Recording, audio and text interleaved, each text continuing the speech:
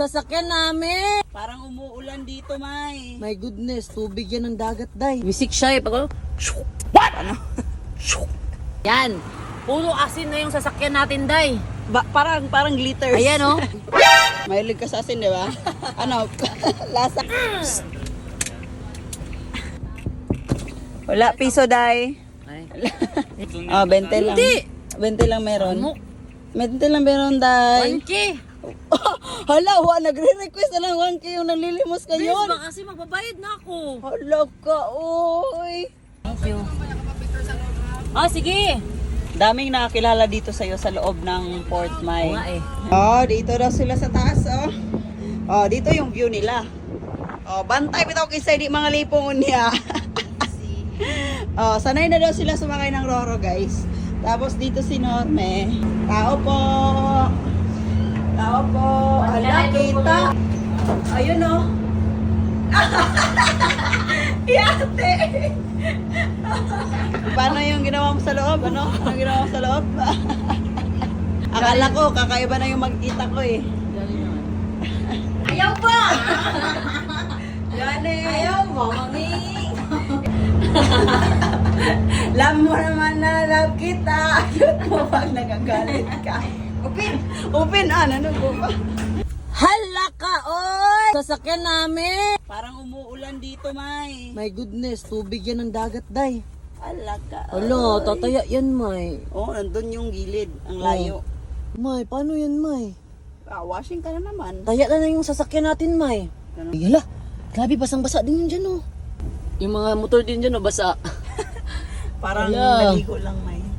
Na may helmet pa dyan. Naku. Wisik siya eh. Pag Paano? Paano? Paano? hala, grabe na, oh. Tumatalsik na yung tubig. Pero normal lang yan, di ba? Grabe yung yugyug tapos basa pa. Oo nga eh. Washing time, gamit ang tubig dagat. Bala na yon. Pangalawang beses na to. Kawawa yung sasakyan natin. Nababasa na. Kita-kits na lang mamaya sa Bacolod, mga pangga. As usual, wala kaming plano. Hindi namin alam kung saan kami madadatnan. And still, ganun pa rin. Go with the flow lang. Ano yung mangyayari, face namin. And i-enjoy na lang din namin bawat sitwasyon na harapin namin. Tulog muna kami ngayon kasi grabe, mga 1 hour lang din yung tulog namin talaga today. Pang 36 days na natin today, di ba, May? Halos lahat pagod na. Wala na masyadong energy kasi walang pahinga. Pero still, magpapatuloy kami. Depende na lang kung kakayanin ng mga kasama natin. And ako, sobrang pagod na talaga ako. Gusto nang matulog ng mahimbing, matulog ng matiwasay, mapagpahinga ng maayos. Pero, syempre, napasukan na natin to. Sayang din naman kung give up na tayo kasi sobrang kalahati na tayo sa pag-Philippine Loop. Ngayon pa ba tayo susuko?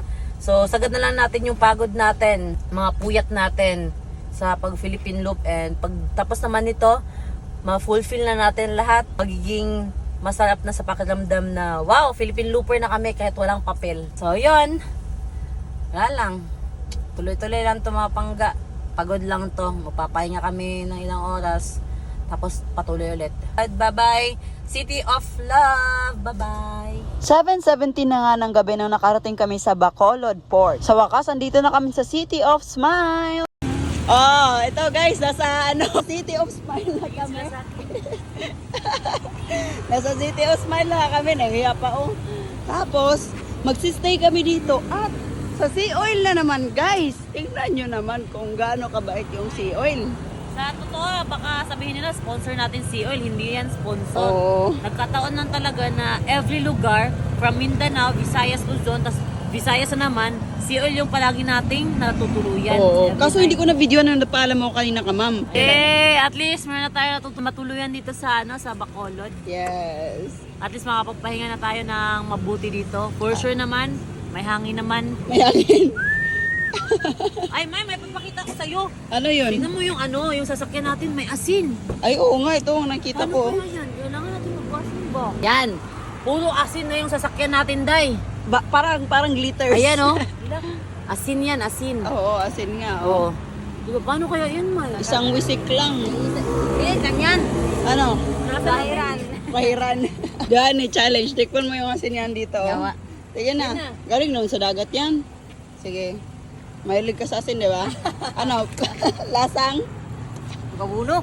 Abudo. Laka. Oy. Oh, di talaga siya mapakali pag ganyan, di nalilinisan. No, dapat nga, Oo. kailangan masingan to. O, tignan mo nga yung sa ano, tent. Liters na. Nag-glitters na pero asin pala. Akyat na naman sila, Badge at Johnny. Ayan. Langanin yung kahoy. Hindi tayo makaakyat. Atras na lang, mamay. Atras na sila. Atras. Awa kayo, guys. Kasi alanganin yung ano, puno. O, sige, go. Atras. Ala. Hop. Hala! May illusion tayo dito. Uy, tabunan mo. Kita yung panty mo. Halaka. May, umuulan. Halaka. Ay, sa mukha, uy. Nakita yung panty. Nakita ang, ano, Panty? ang Yung ano. Black Forest? Oh. Hindi naman.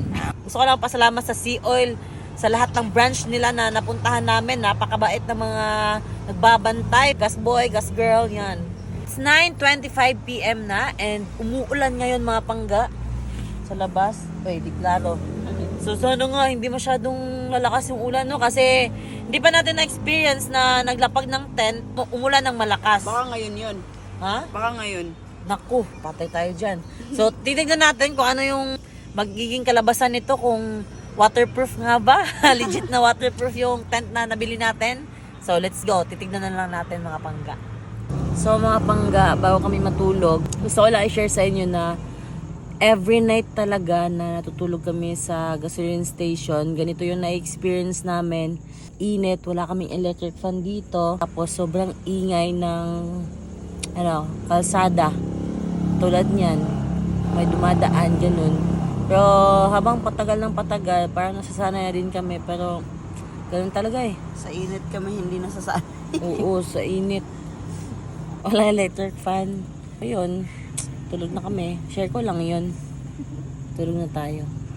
Bili di ay ito electric pan. Bili tayo? Tunda ko kayo. Ay. Tawa siya, oh.